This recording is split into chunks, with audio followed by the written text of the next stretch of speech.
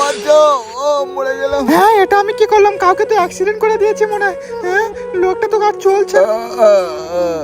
হ্যাঁ, দেখি তাড়াতাড়ি নেবে। লোকটা বেঁচে আছে কি? আরে দাদা, হ্যাঁ, এনার মুখ থেকে তো রক্ত বেরোচ্ছে, কেউ নেই আশেপাশে, তাড়াতাড়ি আমার এখান থেকে পালাতে হবে।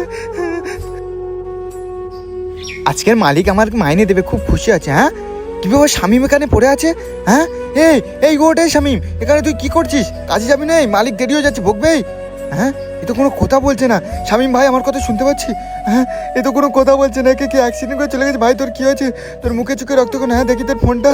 ভাই আমার বাড়িতে ফোন। হ্যালো সানিয়া, শামিমের অ্যাক্সিডেন্ট হয়েছে। আমি কাজে যাওয়ার সময় দেখলাম ও এখানে পড়ে আছে। তুমি তাড়াতাড়ি এসো, এই মোড়ের ধারে তিন মাথা, তাড়াতাড়ি এসো। এখানে কোনো গাড়ি ঘোড়াও পাচ্ছি না। ভাই তুই ঠিক আছিস?